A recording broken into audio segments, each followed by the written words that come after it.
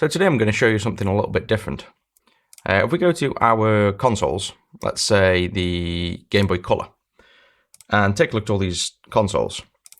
Here's one I've drawn when I was on honeymoon, and I was quite proud of and excited. And I'm going to show you how I drew this from start to finish.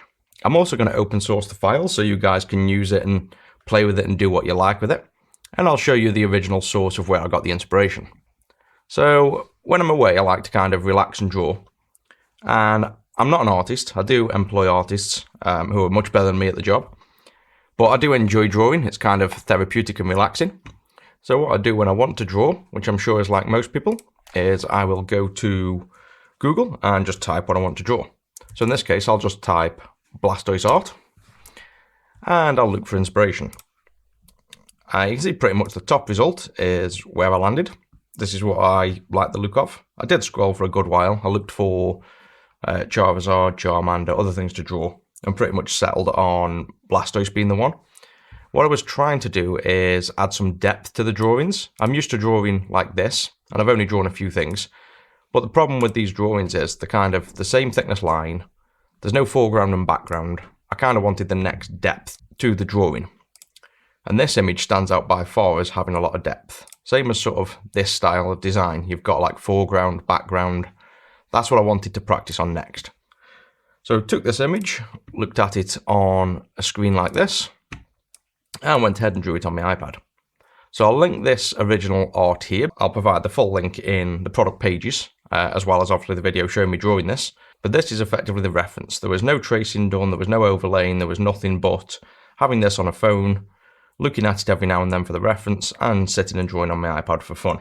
Credits to this guy, he's done an amazing job and landed on the homepage of Google as #1 image, which shows it's got amazing depth and everything I wanted to practice on. It's kind of got your dramatic foreground, your heavy lighting, and like a blurred background, as well as different colours. If you notice, the colours in the lines aren't just solid black, they've kind of got colours in. So that's something I also learned drawing this one.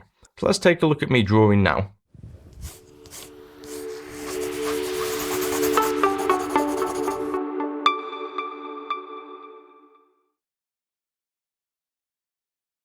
So the guys that work for me that have done this professionally kind of give me some hinters that at the start of a drawing, I always try to draw exactly what I see. So it's kind of, I look at lines and I want to repeat them. What they told me though is instead just focus on the main body parts, like really rough shapes at the very beginning. So that's kind of what I did at the very first layer, just drew a big circle for the belly, a couple of circles for the feet, one for the head. And then after that, you fade the layers, look at it from underneath, and then move things around and draw the next layer. Again, trying not to put too much emphasis on perfection at the start, and just drawing the overall shapes. This is something that took me a good while of practicing, and this drawing actually took about, I think it's 9 hours probably. I started it on the plane journey to Jamaica, and spent probably 4 nights on it for several hours at a time, but I was really enjoying it, so I kept going. So even though this is sped up and it's only 3 minutes, this actually took around 9 hours to draw.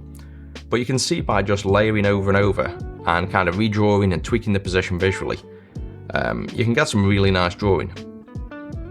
Now, I think I did about 5 layers here, and I was quite happy at this stage with how it came out. And you can see I'm trying to start to put thinner lines on the legs. And I kind of commit to colouring now, even though I'm not quite happy with the position overall yet. The scale's slightly out. But what I did was get to the bit of colour so I could see what was going on and kind of give you more of a visual. So I could sit back and look and find out where the proportions were wrong. To me, I wanted him a bit more dramatic, like we were a lot smaller and sort of looking up from him.